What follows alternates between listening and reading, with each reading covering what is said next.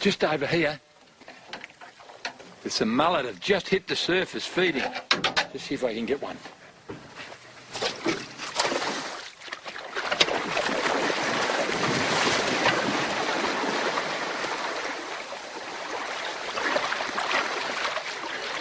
How's that? Very nice mullet. Just get my hat. The best way to eat mullet like this is to light a small fire, get them straight onto the coals while they're nice and fresh. There's a few nice oysters here, so I'm going to use an old Aboriginal trick to get myself a feed. I've just collected some spinifex from the rocky country. Now, just light the spinifex. In a couple of minutes, it'll cook the oysters.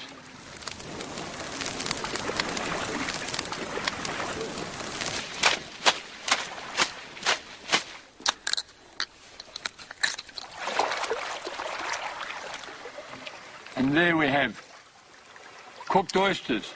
And aren't they sweet?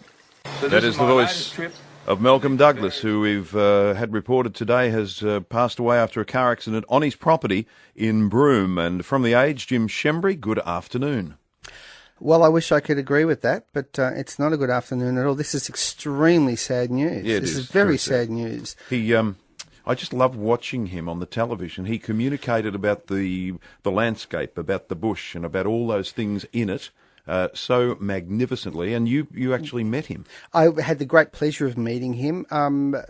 The great thing about Malcolm Douglas was he was himself in those documentaries. He made around 50 docos, many of which were shown on Channel 9. He struck a deal with Channel 9 in the early 1990s, and he made them himself, basically. He made them on extremely low budgets, and usually was out there just him on his own shooting with a camera.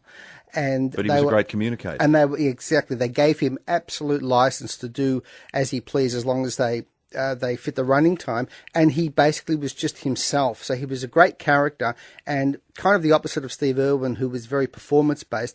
Malcolm Douglas was very, very sincere. Now, when his first doco, or one of his first docos, went to air on Channel 9, I wrote a rather unkind review of the show. And just to give you an insight into the kind of person Malcolm Douglas was, I'd never spoken to him before that. He obviously read the review and then wrote me a postcard from Broome, from his crocodile farm. A beautiful postcard that said, "Hi Jim, g'day, read your review, found it very, very interesting reading.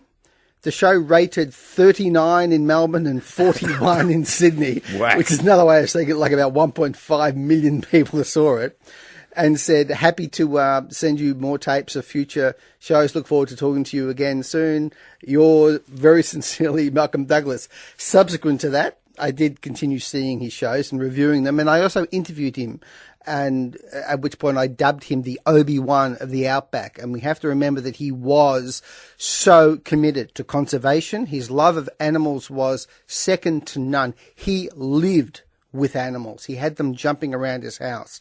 And after I interviewed him, he sent me another letter saying, "You're welcome to visit me anytime. Drop in unannounced." So on a trip to Broome, I did that. I actually turned up to his crocodile farm, didn't tell him I was coming.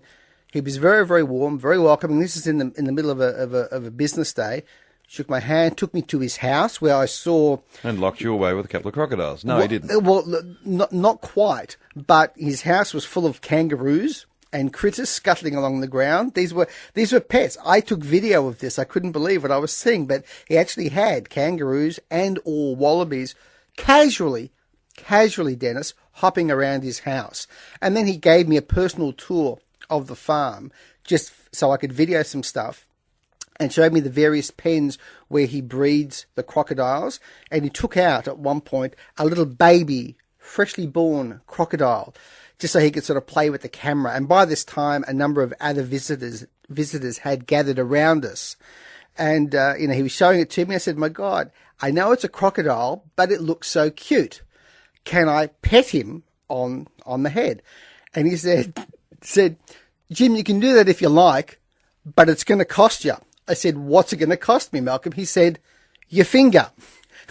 That's fair I enough. said, "You're kidding." He said, "That's how powerful these little things were. Even as babies. Even as babies. Even a very, very young crocodile could still take out a finger, or at least that's what he told me. And being Malcolm Douglas, I took him at his word. Of course you But would. he absolutely was devoted to his cause of crocodile conservation in general. He absolutely was such a pioneer in promoting the importance of wildlife and preservation in Australia, and it is a great, great sad loss.